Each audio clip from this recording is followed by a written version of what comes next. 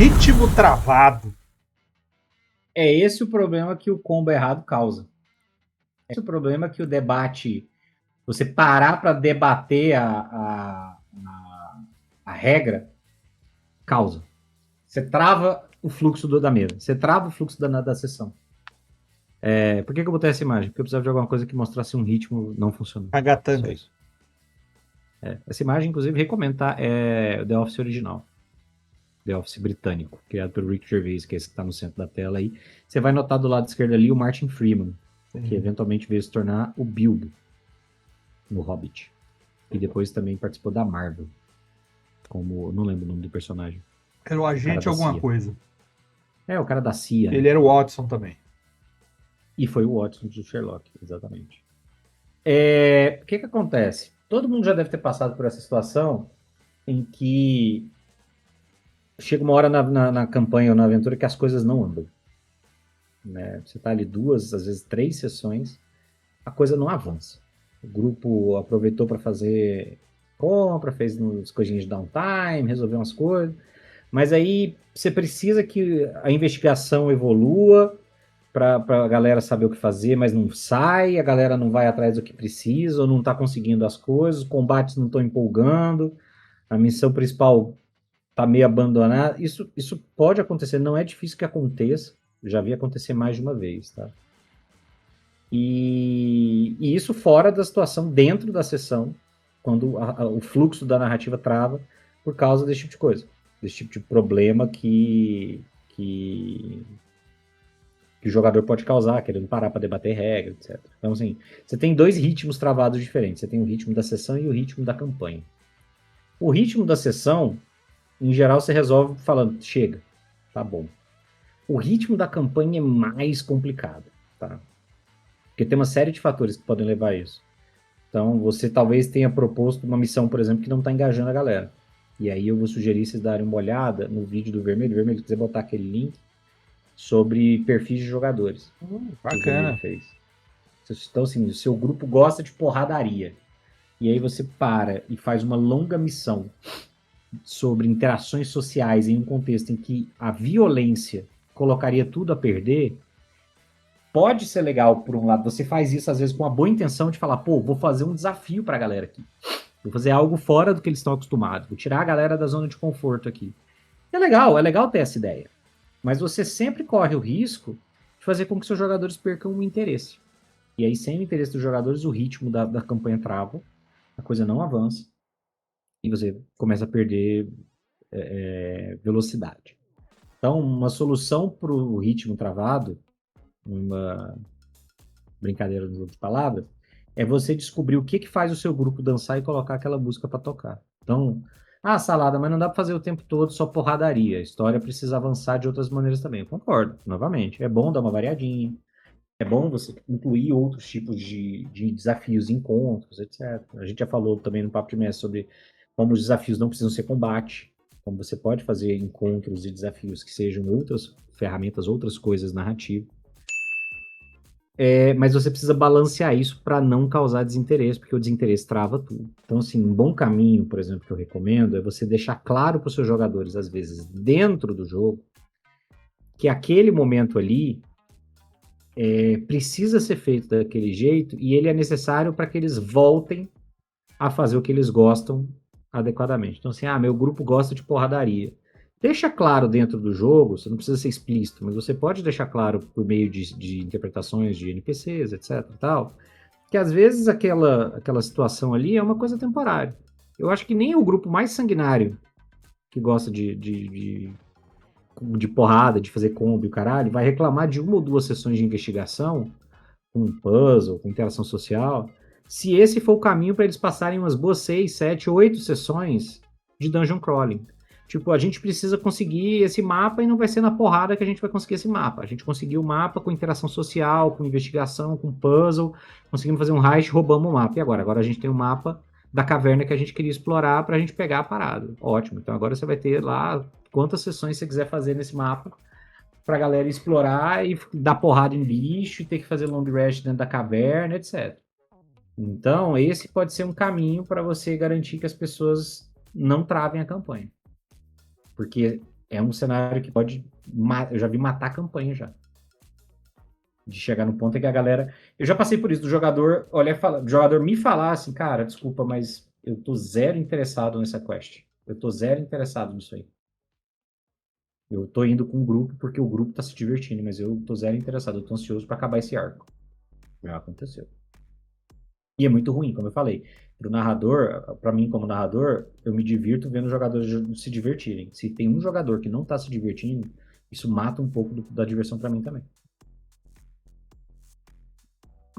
Isso é verdade e é um problema, porque é o seguinte: nós temos perfis de narradores também. Tem tipos de jogador e tem tipo de narrador. Eu acabei de falar que o sistema pode ser uma fonte de problemas se você não souber lidar com ele. Porque o sistema, ele forja a narrativa. Tá?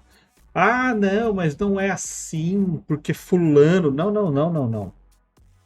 Se ele tá usando D&D, mas ele tá fazendo uma história que é super narrativa, ele não está usando D&D.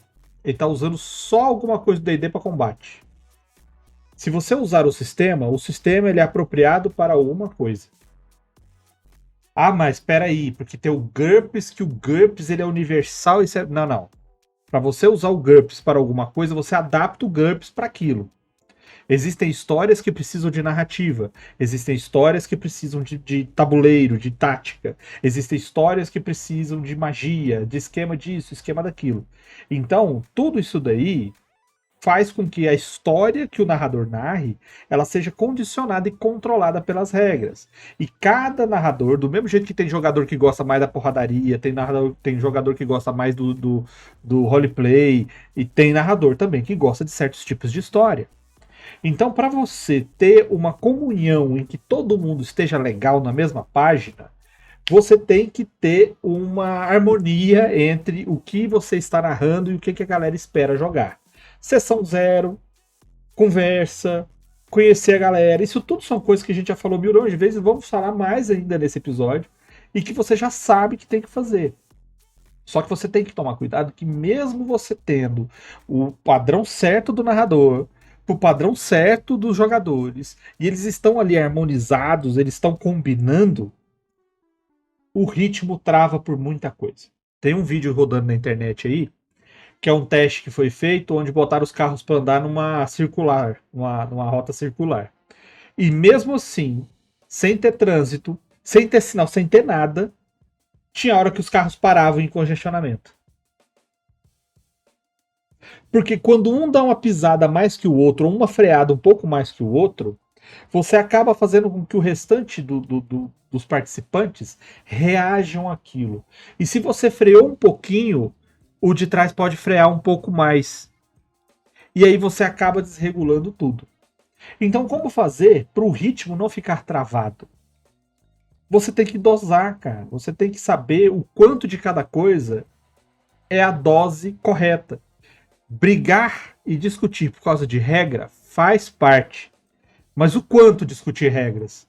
Às vezes o cara entendeu errado, ele sempre jogou de um jeito, às vezes o narrador de outro jeito, às vezes o cara estava numa versão, numa edição do sistema, a coisa mudou um pouco, já não é mais assim. Às vezes fizeram uma regra da casa, né, um homebrew aí, e por conta de desatenção ou por conta de alguma mudança recente, a coisa desalinhou. Só que se você exagera, cara, você trava tudo. Ah, mas e o que fazer então? Poxa, os caras não abrem a porta, o cara não consegue. Ele faz o teste e não consegue. Já pensou em considerar que todas as ações dos personagens levam a algum lugar? Que você nunca deixa só uma única saída para eles? Você sempre tem um acontecimento para fazer com que a mesa reaja. Do mesmo jeito que o Marcelo falou, eu não quero essa side quest não, queria desenvolver o arco. Tem gente que já não aguenta mais o arco, cara. Queria era passar uma semana nas termais, nas águas quentes lá, e se divertindo com o personagem, porque eles só estão sofrendo, pô.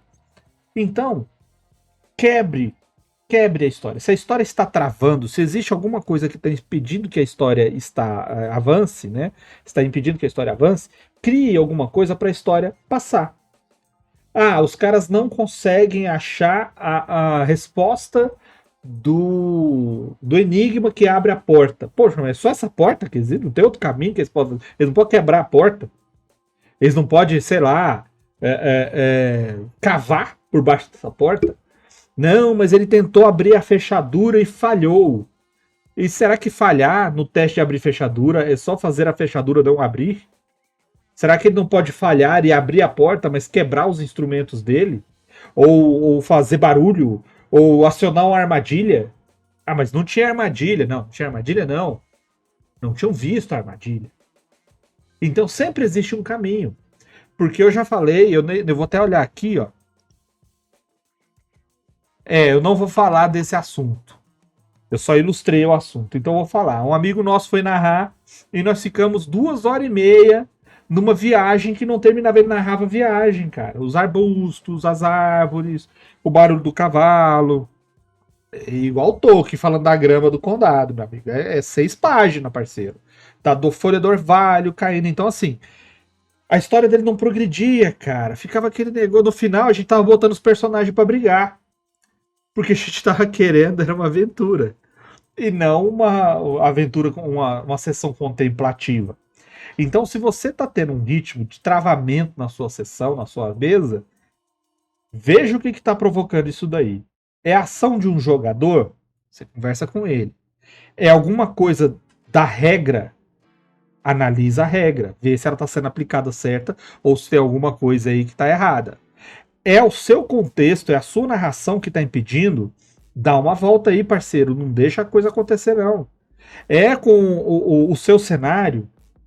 Ajusta o cenário. Aqui a gente jogou uma aventura que eu estava narrando, onde o Jesus ele tinha que pegar uma pedra que estava caindo na, na lava.